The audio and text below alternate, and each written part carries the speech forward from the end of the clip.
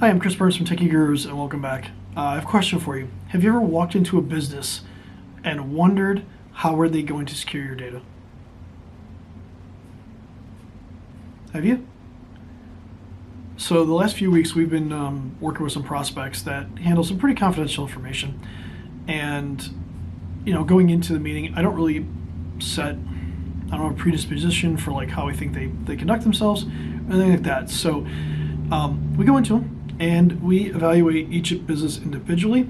We go through there. We're looking for risks in the business, so it could be something like their employees aren't trained.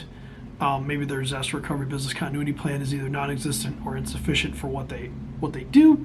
But also, hey, how are you protecting your critical business data? So I'll never expose companies, but it really kind of opened my eyes to like maybe we should be asking the question when we walk into a business: how are you protecting my data? So let's take a healthcare organization, for instance.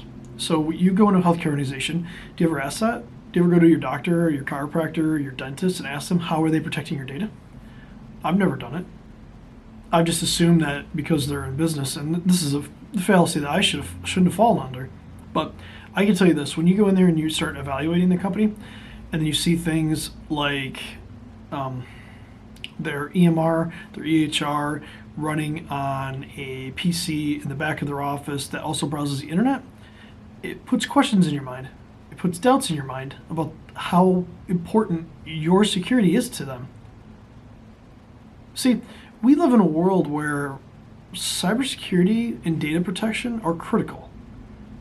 And it starts from the top and it goes down. So if the top of the organization doesn't believe in cybersecurity or believes things like I'm too small, it'll never happen to me, nobody wants my data. If you believe that, that's going to filter down throughout your entire organization, and it's going to dictate how people act. I can assure you, medical information, even if you're a small medical provider, is incredibly important to hackers, to people outside the organization that could leverage that data and use it for nefarious things or even make money. So let's take another example. Let's say you do taxes, right? Let's say you're not protecting the W-2s that people submit. Let's say you're just letting them email them in. And let's just go even further and say, you know what, I don't even have a business email that supports encryption. No, I'm just going to use Gmail. I'm going to use Outlook. I'm going to use Yahoo. See, when you do that, you put their data at risk. And then you also put your company at risk for having personally identifiable information that could lead to a breach, that could lead to fines. So not only are you hurting yourself, but you're actually putting your customer in a compromised position. Now, we've seen this way too many times lately. So I want to be very clear. It starts at the top, it goes down. You need to protect the data that your customers are giving you. And as consumers, when we go into a business and they ask us for our personal information, our confidential information, we have to ask the question, how are you protecting that? If the person at the front desk can't list off some of the security steps that they take to protect your data, you should be alarmed. Absolutely be alarmed, because that's not the right way to do it. You should be starting at the top, the owner down, executive team down, should go down the list. Everybody should have ownership of cybersecurity in the business, because it's everybody's responsibility. It's not just the owners, it's not just the frontline workers. It's everybody's responsibility to be secure, to follow practices, to have policies in place that they follow, to protect the data. If you take information from a customer that's confidential, there should be a way of collecting that information that is secure. Email is not secure. Don't use email. Don't assume that that's a secure way of doing it. Go out there, get a portal that people can log into, create an account, log into, upload their data where it's encrypted, where you can keep it safe. We can make sure that you maybe put multi-factor authentication as a requirement for them to even log in and upload it, and the same thing that you have.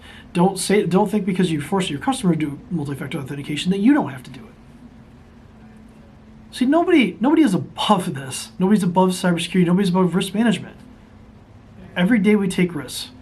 Every day we face cyber risks, cyber threats. They're changing all the time. So we have to change with them. We have to start at the top and we have to work our way down.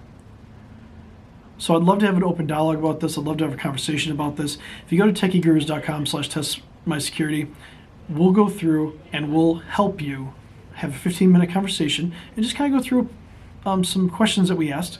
and then we'll have you run a scan, and we can come back with some information and kind of help your business.